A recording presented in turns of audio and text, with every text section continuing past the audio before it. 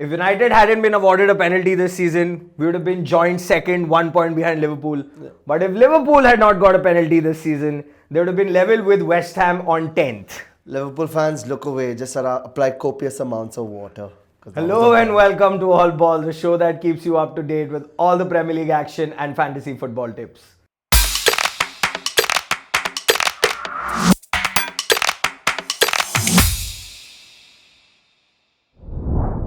What's up, Carl? How's it going? 6 games last week, 15 games this week. So let's not make it boring. We'll break it up into 2, cover the first 8. And the first one, Wolves West Brom. Yeah, big game for both teams. West They're Brom both was on a coming back low. from hiding. No, West Brom was coming back from hiding from their last game. And Wolves has not won in their last 5. I mean, the last time they won was when they beat Chelsea. They beat Chelsea. So Lost both to teams Burnley, have a lot to prove. I would honestly say it's still Wolves' game because they have a far better quality squad. On paper. On paper, compared But you to never West Brom. know a Big Sam team. Well, a Big Sam team is very hot and cold. It's kind of like Leeds in a way. You But don't know there's who's a going to turn creative up. reinforcement over there. There's Snodgrass that's come in. Yeah, Snodgrass. Experienced Premier League player, proven at the highest level. He's going to have to hit the ground running because he's going to have to look around the practice grounds and just see who he can pick out, who's going to be the person that can latch on to him because he is a quality player, he is a proven player. But I honestly see Wolves taking this one. They've not scored enough either. They've Not have Wolves, but Wolves is within the goals somewhere. They are West Brom are not. And we've discussed this. They are hustling somehow or the other to find goals. It's not that they're not scoring. So, yeah, if Neves can back a few and even Neto can get a few, then yeah, I can probably see Wolves taking this one for sure. Your prediction for this one? I'd say 2-0 to West Brom. West Brom. Wolves. WW. But yeah, I would say 2-0 to Wolves. And they're playing at home. So, yeah. Leeds versus Brighton. Murder ball. Versus Brighton, I think they're pretty organized right now. They haven't been thumped in the Premier League yet. I think they're just a team that's again finding their feet because, as you said, like they're having people who are coming back into the squad as well. Yeah, like because they've been in the bottom half. There are teams in the bottom half like, Sheffield, West Brom who've been thumped. Yeah. Brighton and Fulham are 2 teams who have not really been hammered of sorts. True. So, and they're not playing their worst football. They had a more than a decent game against City. Yeah, they took it to City. I'll give them credit. I mean, like the score was 1-0 to City, but I would still say that Brighton had their moments. They just have to capitalize on that. They would have probably had something. They would have gotten a result out of it. And they've had 1 win, but they've only had 1 loss. They've had 3 draws in their last 5. Yeah. The best one for me being coming back from 3-1 against Wolves. Yeah. Whereas Leeds have 2 wins and 3 losses, but that's how Leeds play. Yeah, Leeds is just a mixed bag. You just don't know what you're going to get. So it really depends. Leeds is playing at home. So for me, I think they have that home advantage. And I'm sure Bielsa is going to be a bit more aggravated with his players considering what happened in the cup fixtures as well. So he's going to want a result from his players and he's going to expect them to play really well. Yeah, they've had 2 back-to-back defeats in cup and 3-0 to Spurs. Yeah, so he's definitely going to want them to respond at some point. So I can definitely probably see Leeds. See Bamford coming back into form because he's faded off He sorts. does too because he's in my FPL team. But beyond that, I think he's actually a proven goal scorer already. I think coming from a team that has been promoted to now, and people thought he wouldn't really prove himself. He's proven himself enough, and he just needs to keep going forward. So your prediction: high scoring, low scoring? I think it'll be a tight one. I think it'll be 2-1. It'll be Leeds taking it though. I think 2-1. Brighton's taking this one. You think so? Yep. We shall see. Our next match takes us to the London Stadium. West Ham versus Burnley. What do you see that? 0.67 goals in their last 3 games for both. I mean, if there was something to pick them out, it was the goals. Yeah. But both of them, they're quite poor on that aspect. West Ham, I'll just give them the edge because now that Antonio's back, Allaire has left. Yeah. So, Antonio will probably now get back to that central position. Of course. Starting every game, which will give West Ham the edge. Of course. Burnley, on the other hand, not scoring goals. They didn't have a shot on target when they played United in the last game. Yeah. So that's a concern. But, they've beaten West Ham in their last 3 games. Yeah. So it's a mixed bag of, stats that can determine whether who's going to take the prize. Yeah. But I still feel West Ham is a better team on paper. For me, I'd also agree with you. Because for me, Burnley is a one-trick pony. They will launch the ball. They will it's play a the long ball, knock-ons. Sean Dyche kind of like, just keep crossing. Exactly. The chances Vidra had, Tarkowski had in the last game versus United were because there were balls played long into the box and there were knock-ons or they won the first ball in the air. Yeah. But apart from that, there was nothing, on the ground. McNeil was on, Goodmanson was on, but So there you was think- no play on. So you think David Moyes is on to something now? Probably he's had a gaining good run of momentum. results. They're playing some good football. Yeah. They missed Antonio for the longest time, True, but they were still in the mix. Okay. And yeah, I mean, players like Cresswell and stuff, they're not doing too badly. Yeah. You know, Cresswell on one side, Kofal on the other side, Masuaku plays when he has to, and he's another, again, he's a mixed bag, but when he plays well, he plays well. Oh yeah, he's been pretty decent. I Plus would say, Declan like, Rice yeah. as that pillar in the middle. So I Yeah. just feel on paper, West Ham's better. Okay. Pace with Antonio coming in, he is going to trouble me and Tarkowski. And the threat of Lanzini also as well. Well, if they need him, if they don't need Yeah, him, they yeah, have of course. Forlans, they have, Yeah. Bowen on the other side. Yeah. So they have a good bench, they have a good starting lineup, I think, which is good enough to beat Burnley. Score prediction? I think 2-0, probably 3-0 to West Ham. Ooh, spicy. I'd probably go for like 2-1 to West Ham. I don't think Burnley will score. Ashley Barnes, do something. Oh, good lord. Well, Scott Parker's men at Craven Cottage will be hosting a rather resurgent Chelsea, should we say? Yeah, or- they've lost 2 and drawn 1 in their last Yeah. 3. So it's not been the best period for Chelsea. Of course, But yeah. then again, quality side, Werner, Ziyech, Havertz, they're filled with attackers who can Yeah. score goals, who can play some beautiful football, which they've not been doing. And we keep saying that, okay, it'll take some time for them to get into the groove, but I think we're halfway through the season. Yeah. And it's not shown yet, except for probably Hakim Ziyech. I've not seen Werner and Havertz raise eyebrows. Yeah. So, But I've got to mention also the Fulham, though, on the other side, though, that they have this really good tendency against the big clubs to turn that's up. what they did versus Spurs. They did that took really it well to Spurs against in the Spurs, second half. Yeah. They even did it against Liverpool as well. Yeah. They blitzed them, They did just said, okay, first 20 minutes, Exactly. we make them run. I mean, if that Fulham turns up against Chelsea, then And they there's a deserved to lot of win problems. versus Spurs. I mean, if you Oh, yeah, saw that they did, game, they they did, deserved yeah. to win that They game. did, yeah. Lookman came on, was, just changed was the whole bright. atmosphere, yeah. Loftus-Cheek had probably one of his best games for Fulham. Look away, Chelsea fans. Yeah, so even Cavallero, good in the air. Kamara came on. Yeah. Stupid blind man didn't see Lookman in the middle. I mean, how can you not do it? That's your win. Yeah, but then it's going to be Through the another. middle. If you coming back then again to the game, though, like, would you think that Fulham does have an opportunity? Because it's kind of like looking at Chelsea and you're kicking them when they're down. They're not having the best. But then kind of again, form. it's a Chelsea team, right? It's a Chelsea team that's really strong Yeah. in every department. True. Thiago Silva leading the way from the back. You have N'Golo Kante in the middle. You have a flurry of attackers in the front. Yeah. You never know which one will turn up. The point with Chelsea is any one attacker turns up, he'll turn the game. True. A Werner, Havertz, Ziyech, even a Tammy or Giroud for that matter. For sure, I Any can one give of you that them as on well, their yeah. day can win this game on their own. Yeah. Fulham is more of a team, ratio over there where Yeah. they need all of them to play together to get that. True. But then again, like you said, against the big teams, but I'm still backing Lampard to, take this one probably 2-1, 3-1. They Really? will concede because I think Fulham has been scoring goals of late. Yeah. So Chelsea will concede, but I think a 3-1 will be By fair. you saying that, I'm going to give the option to Fulham. I'm not going to say Fulham's going to win. I think Fulham is just going to take it to Chelsea. Chelsea still probably has the upper hand because of the quality of side, but I'd say it'd be a 1-1 draw. No, I think it's a 2-1 Or a 0-0 draw. So who knows? Chelsea. Like, it'll just be Fulham probably parking the bus or just going for the counter, I would say. So let's see. Leicester versus Southampton at the King Power Stadium. Yeah. Let's get to Leicester first. Full of goals. Yeah. 7 in their last 3. Haven't lost in their past 5 games. They haven't lost, yeah. They're looking good this season. They're right up there, probably in the title I've contenders, if earmarked not them the as my top top 4. 4, yeah, for sure. But they're looking good. Now they have a good bench as well. If you have an Jose Perez or an Amate or even a Ricardo Pereira / Justin on the bench, that's a good bench. Oh yeah, that's And plenty of options for I mean, Brendan Soyuncu Rodgers. was on the bench. Yeah. So they have strength in all departments on the bench, if not, only the field. But Southampton on the other side, coming off a big win at Liverpool. Yeah. But that's their Confidence only will be goal up. in the last 3. Yeah, that'll be worrisome. I'm sure Hassan Huddle will probably have to address that. He's probably going to be understanding that Leicester is also a high-scoring team as well. They like to break all the time. They like to counter all the time. So he's going to have to figure out a way in how he can counter that counter, basically. So he's got the right kind of players with him. I don't know if the Gineppo still fit. I think he's out though. Yeah, he's probably out. Yeah, he's doubtful. But he's going to be doubtful. So he's going to need pace, I think, to just basically outpace that Leicester defense. But interesting thing is both these teams haven't drawn in their last 5. Yeah. So a result is guaranteed. Oh yeah, for sure.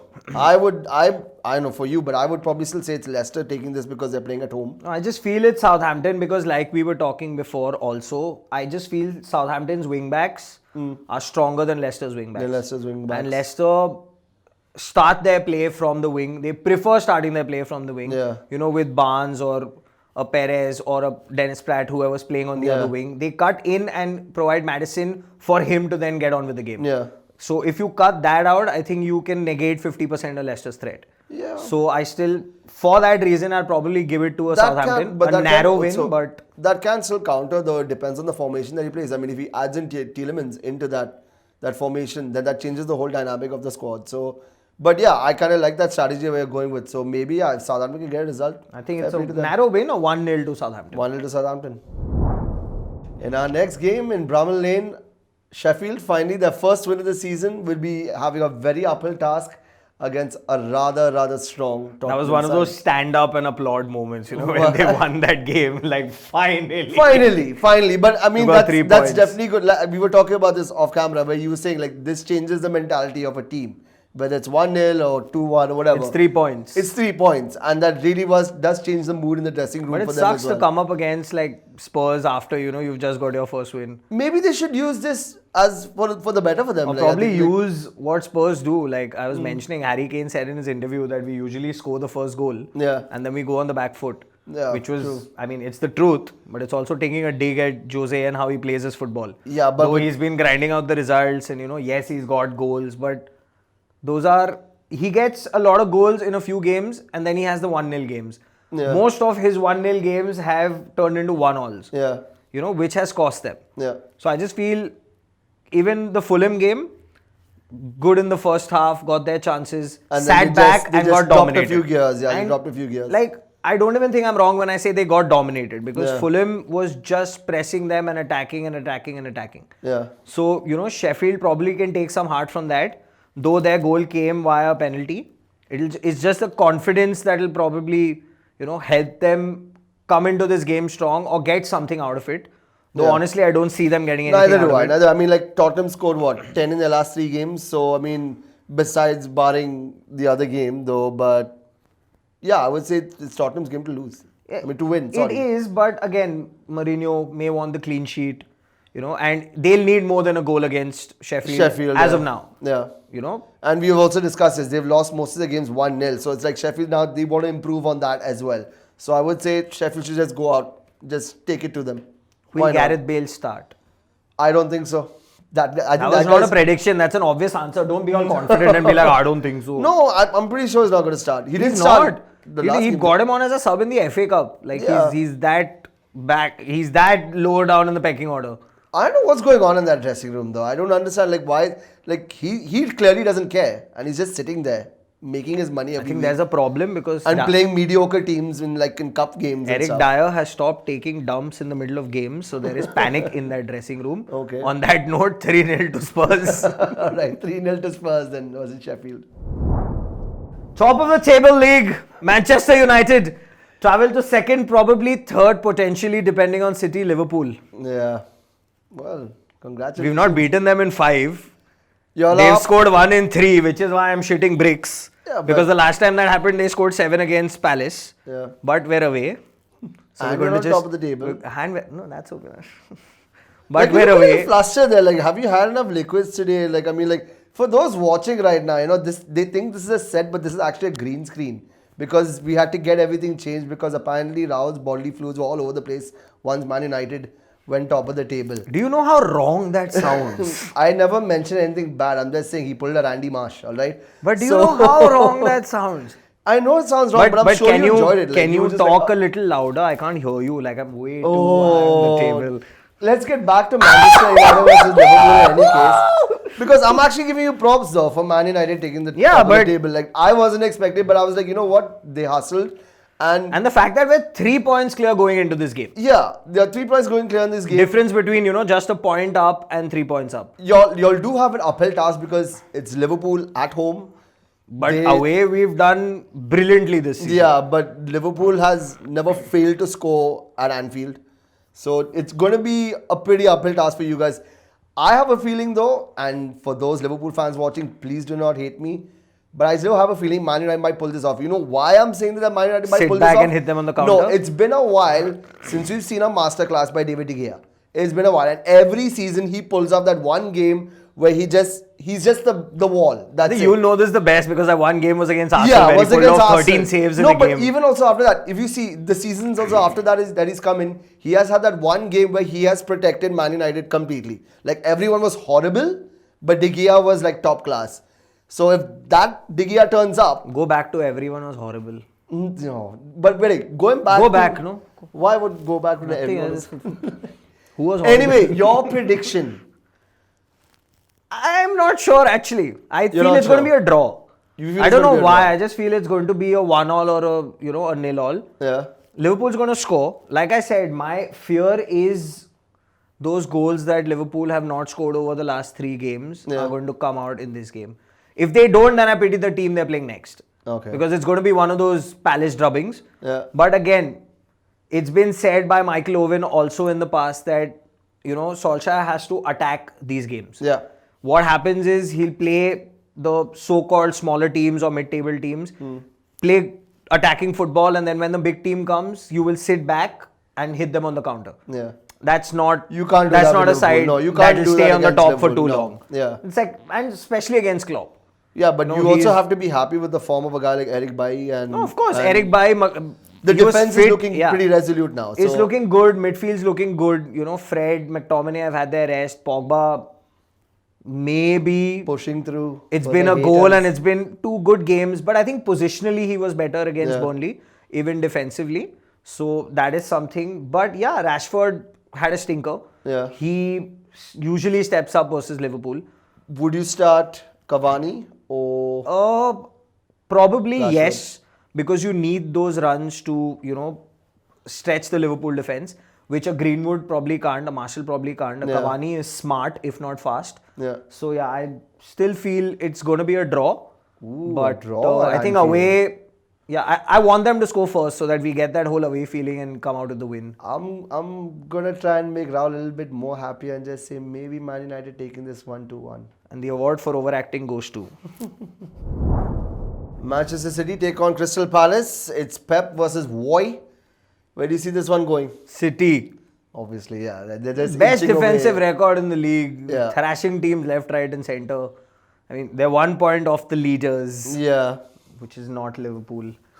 But yeah, they look good for the title, let's be honest. Yeah. Liverpool, yes, they're in the race. United, I feel, still hot and cold. They've picked up momentum. Not sure how long they can sustain it. Yeah. But City look favourite. Okay. They're playing good football. They're not conceding goals at the back, which was rather one of their biggest problems.